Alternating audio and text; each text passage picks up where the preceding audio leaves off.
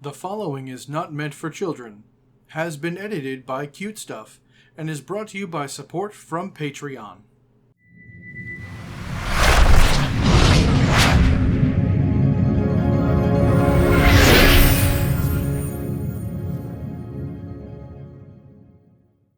Hello, and welcome back. I am MaesterAelix, and this is MaesterAelix's Build Love Time, or better known as MaesterAelix's BLT. Now, I love to make fun and flavorful character builds, something that leans more into ROLE play instead of ROLL play. However, it never hurts to give yourself some numerical advantages from time to time, as a treat. The videos in this series are where I go over character builds for some of my favorite RPGs. In this video, I plan to show step by step how to make a character build that I really enjoy and explain why I enjoy it, and hopefully you will too. Now, my way is far from the only way to build characters. This is just one character built in a way I think is fun. However, I hope it's a way that you might enjoy too, and a character you would enjoy to play yourself one day. Now, let's take a bite out of this BLT. You look like you could use a hand. I have 2 hands, and these things as well. Give me some John. They're all yours. Today's bite is for the Transformers RPG by Renegade Games. This week's art is brought to us by the amazing artist Stefano Romano, or at StarDropKick over on X. You can find more of their glorious art on their website, romanostefano.com. The character today is Freelance, the Wanderer. This bot's alt mode is a motorcycle, specifically a TVS Ronin. Freelance has spent the last 4 million years while the leaders of the Autobots and Decepticons were offline, wandering the galaxy, doing what he could for the Energon. He claims no real allegiance, but will help where he can. And he's been fighting for so long he's known by all sides. He's a professional, and whatever battle he joins, the side he's on tends to win. So, let's get into the layers of this BLT, shall we? The books you'll need to get from Renegade Games to make the characters I've laid it out is the Core Rulebook, Decepticon Directive, Enigma of Combination, and the Transformers 1 Sourcebook.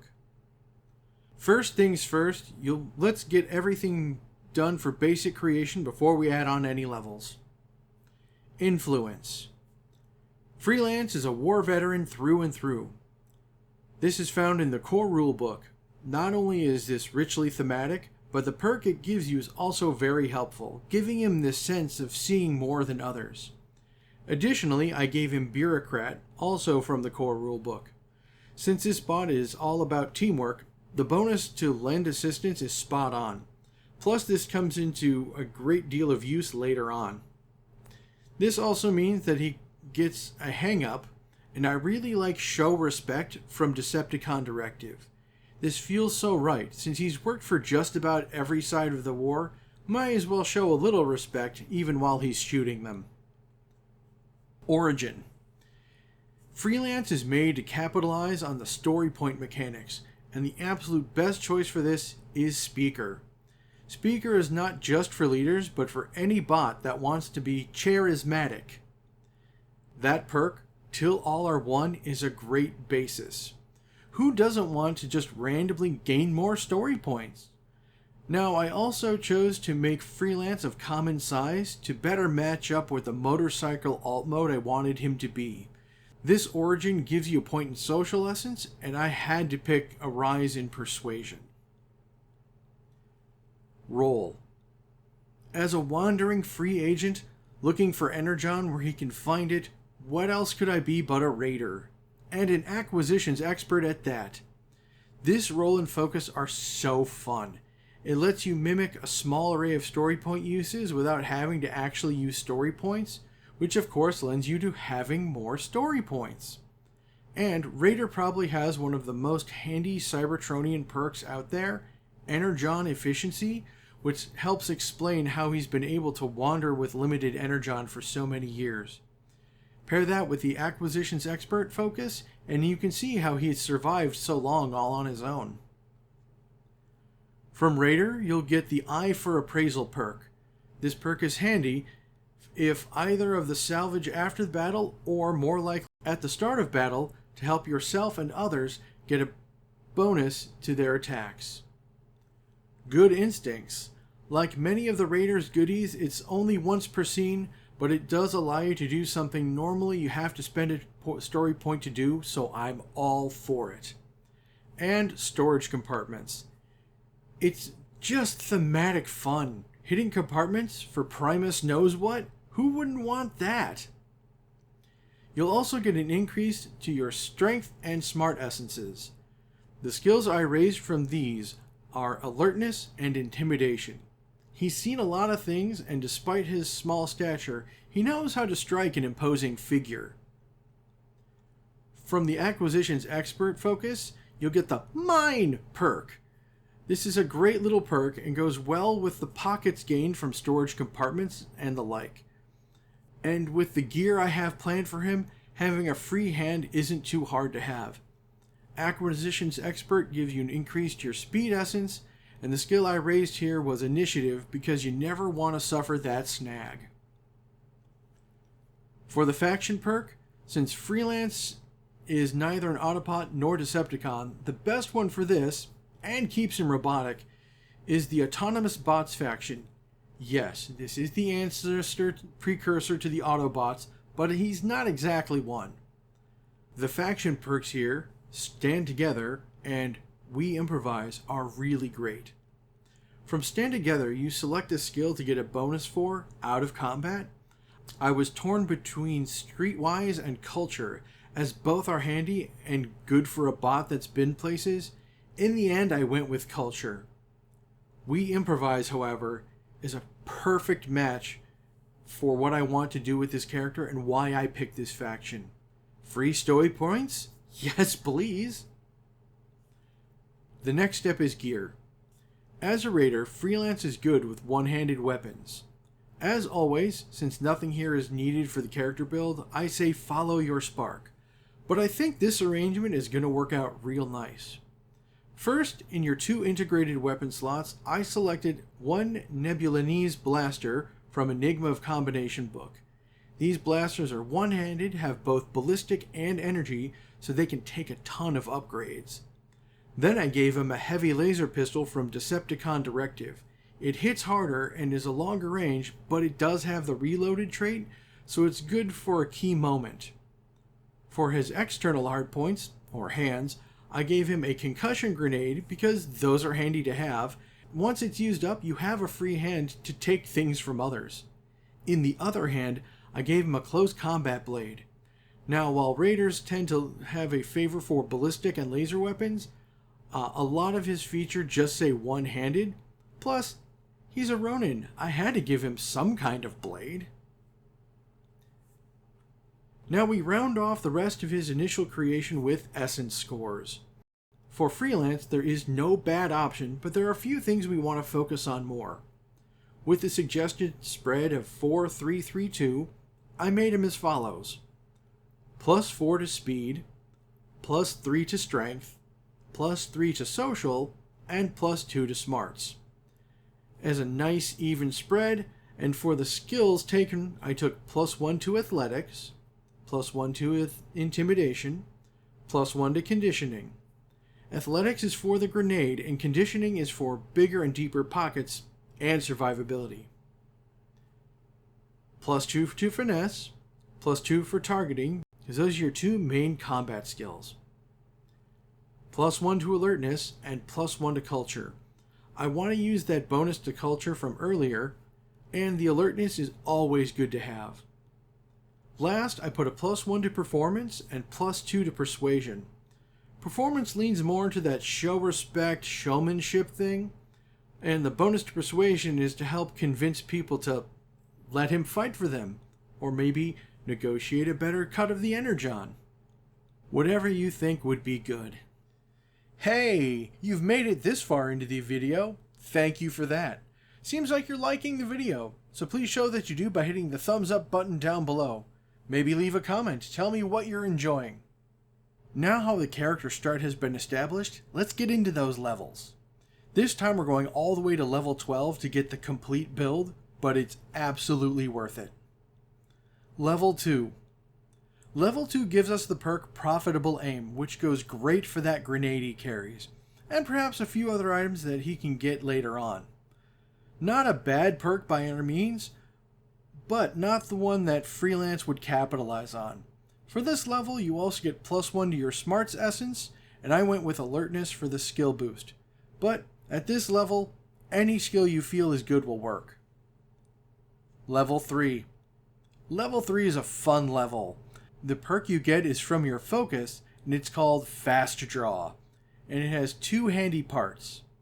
The actual quick drawing is fun and flavorful, and is a good reason to use your requisition for more things instead of better things. But the real gem is the second part that makes fighting fast bots much less of a hassle. This level also grants a +1 to Speed Essence, and I put that into the targeting skill. Felt appropriate for fast draw. Level 4. This is where you get your first general perk, and I selected the Educated perk from the core rulebook. With the focus on story points, this was a no-brainer to pick up, and its prerequisite has been more than met because of how we chose things during creation. The skill it mentions, I picked Culture. I've been leaning into that, so a once-a-day bonus to this is extra nice. The essence gain for this level is to the Strength Essence, and I went with another bonus to Conditioning. Survivability is nice, but so is that extra pocket space. Level 5. This level perk is Cache 1, and it is amazing.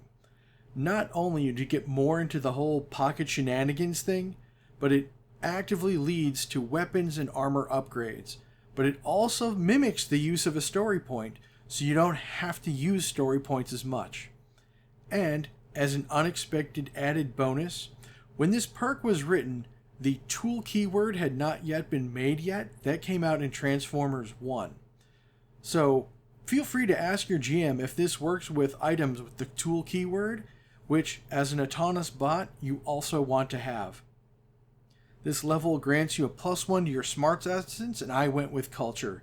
You've lived a long time now, you've seen more things, and learned more about other cultures. Level 6. From your focus, you get Snap to Cover. This is very handy, because staying alive is kind of the point. It's not complicated, it doesn't have any moving parts, it's a solid, straightforward perk. At this level, you also get +1 to your Social Essence, so I put that into Streetwise. It goes well with the cultures we've been gaining, but it's a little more focused. Level 7. Ooh boy, talk about internal synergy. Level 6's Snap to Cover, Level 7's Maximize Cover are so good together. These two are both straightforward, uncomplicated perks, and they go so well together. For this level, you get a +1 Speed Essence gain, and for the skill, I chose to specialize in lasers for targeting. The extra dice rolled are going to be so nice, and raiders do like their lasers. At level 8, man oh man, I have been waiting for this level. At this level, we get to pick a general perk, and from the core rulebook, I grabbed Team Player. It leans hard into the team helping aspect. It also grants a potentially steady stream of more story points. I almost took this at level 4, but I thought Educated's automatic story point was better. As for the essence gain, it's +1 to Strength, and for the accompanying skill, I went with Intimidation. It adds a dramatic flair. Level 9. This level is a straightforward, fun one. You get Cache 2, which simply means you can use Cache 1 twice. Easy peasy. The +1 to your Smart Essence is also very nice, and I put that skill point into Alertness. Level 10. This level's perk, weapon conversion is so interesting. You get to capitalize on your focus with one-handed weapons, which has led to some very interesting things. I think a football-sized missile is a very funny mental image. The +1 speed essence is a good chance to increase your finesse and get that sword play up. Level 11. Level 11 gets us another general perk, but I'd hold off on taking it. I know it's painful and I know it's not fun, but if you put a hold on things for now, trust me, it'll be worth it. Now, it doesn't say in the rules, one way or another, that you can or cannot do this, but I imagine any reasonable GM would let you hold off. Besides, for a whole level, you're not getting another perk.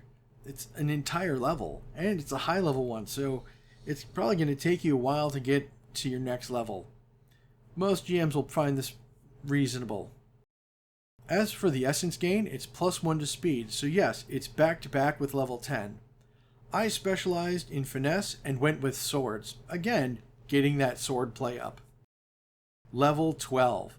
Here we go. By having a little restraint, we're going to have a banger of a level up. Not only do we get the honestly amazing Best Laid Plans perk, which helps you and your entire team and plays off even more on your focus on alertness and culture investments, you then explode into the teamwork with the general perk Battle Hardened from Decepticon Directive. It needs you to be level 12, but it is so worth the wait. Who doesn't want potentially regenerating story points? I certainly do. He certainly does. Your team certainly does. The +1 social essence gain is super nice, and I would use this to specialize in the performance skill. Something like flashy entrance or show of respect.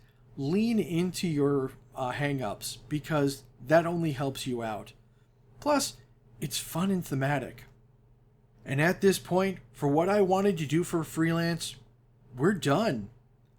He's a fun character that focuses on teamwork and the story points mechanic. At the end, you can spend them like Energon points. You have perks that let you mimic the use of story points, so you're spending them less. Ways to get more of them almost all of the time. Ways to just start with more and earn more throughout combat. This guy is a story point machine, and everyone benefits from that. So, this wandering warrior is as keen in his blade, and any party would be improved by having him in it. And with all that being said, here's what I'm going to say. I want to thank all of you for joining me. Please remember to like, comment, and of course subscribe. It's a little click for you, but a really big deal for me. And if you have enjoyed this video, check out the links down below for links to the artist, my editor, and of course my Patreon campaign where you can get a variety of awards including early access to all my videos. Thank you all for joining me, and I shall see you all on the next one. And I'd like to give a special shout out to all my patrons who help make these videos possible. Aaron Smith, Brian Pelfrey, Chris Armstrong, Dennis Detman, Harry Thompson, and Mark Milius. Thank you all so much for your contributions. I wouldn't have this channel without you. Thank you very much.